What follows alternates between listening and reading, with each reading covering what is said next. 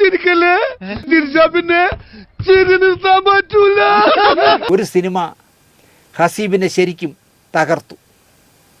ജയറാമിൻ്റെ മകൻ കാളിദാസ് നായകനാവുന്ന ഹാപ്പി സർദാർ ഓർമ്മിപ്പിക്കല്ലേ പൊന്നെ. മറ്റാരോ തുടങ്ങി വെച്ച സിനിമയായിരുന്നു. അത് പാതി വഴിയിൽ കിടന്നുപോയി.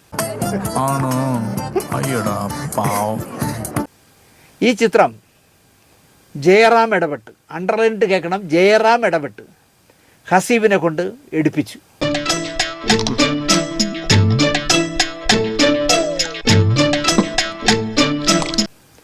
എന്തെങ്കിലും അടി പറ്റിയാൽ ഞാനില്ലേ ഹസീബെ പരിഹരിച്ചോളാമെന്ന ഉറപ്പ് ജയറാം നൽകിയത് ഒരു ഉറപ്പായി തന്നെ ഹസീബ് എടുത്തു.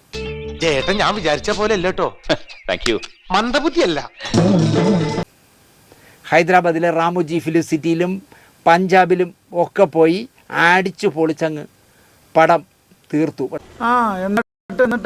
പക്ഷെ തിയേറ്ററിലെത്തിയപ്പോൾ പരമദയനീയമായി ഈ സർദാർ പടം തലകുത്തനെ താഴെ വീണു. ഞാൻ ഓർക്കുന്നു, വല്ലാതെ ഓർക്കുന്നു. എന്തേലും പ്രശ്നം വന്നാൽ ജയറാം ഉണ്ടല്ലോ കൂട്ടിന്. എന്നെ ഒരു തരത്തിലും ജീവിക്കാൻ സമ്മതിക്കില്ലല്ലേ? അതിന് ഞാൻ എന്ത് ചെയ്തു പറയുന്നത്? ഇതിൽ കൂടുതൽ എന്തോന്ന് ചെയ്യാൻ? ഹാപ്പി സർദാർ കോടികൾ കളഞ്ഞു. എന്തെങ്കിലും വഴിതേടി ജയറാമിനെയോ കാളിദാസിനെയോ ഹസീബ് വിളിച്ചാൽ ഫോൺ പോലും എടുക്കില്ല.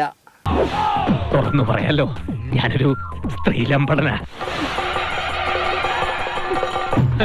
ഞാനൊരു മുഴുക്കുടിയന. അങ്ങനെ ഹസീബിൻ്റെ ജീവിതം ശരിക്കും വഴിമുട്ടി എന്ന് എന്നോട് അയാൾ തുറന്നു പറഞ്ഞു. എന്ത് പറ്റിയടാ? ചായ നെറുകന്തലേ കയറി ബ്ലോക്ക് ആയതാ. ഇനി നീ എങ്ങാനും എൻ്റെ ദിനേശ് ചേട്ടാ, എന്നെ ഇങ്ങനെ ജയറാം ചതിക്കുമെന്ന് വിചാരിച്ചില്ല. നമസ്കാരം. എന്തെങ്കിലും പടത്തിനൊരു വീഴ്ച വന്നാൽ ഞാൻ ഇല്ലേ ഹസീബെ എന്ന് എന്നോട് ചോദിച്ച് അയാളുടെ മകൻ്റെ പടം എന്നെ തലയിൽ വെച്ച് തന്നതാണ്. താങ്കളുടെ ബാങ്ക് ബാലൻസ് ഒന്ന് വെളിപ്പെടുത്തണം. പറയൂ മിസ്റ്റർ ജയകൃഷ്ണൻ. 750 രൂപ. ദയനീയമായി കോടികൾ പോയപ്പോൾ എങ്കിലും അയാളെ കൊണ്ട് ചെയ്യാൻ കഴിയുമോ എന്നറിയാൻ വേണ്ടി വിളിച്ചപ്പോൾ അയാൾ ഫോൺ എടുക്കുന്നില്ല. അയാളുടെ മകൻ നായകനായ പയ്യനും എടുക്കുന്നില്ല.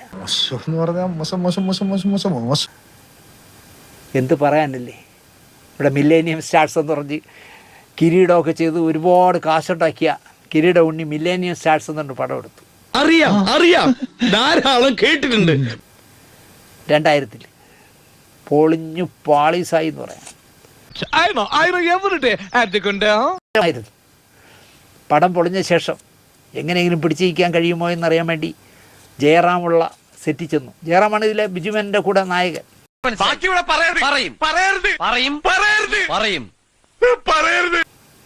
കാറിൽ നിന്ന് കിരീട ഉണ്ണി ഇറങ്ങിയപ്പോൾ ജയറാം കൂകുകയാണ് സ്വീകരിച്ചതെന്ന് അന്ന് വലിയ വാർത്തയായി.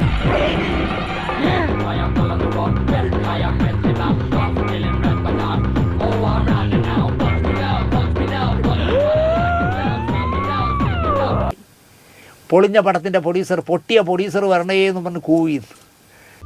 ചേട്ടാ അപമാനിച്ചേ ഞാൻ പോയിക്കോട്ടെ.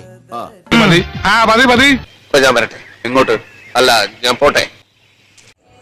സബ്സ്ക്രൈബ് ചെയ്തിട്ടുണ്ട്. പൊന്നു മോനെ.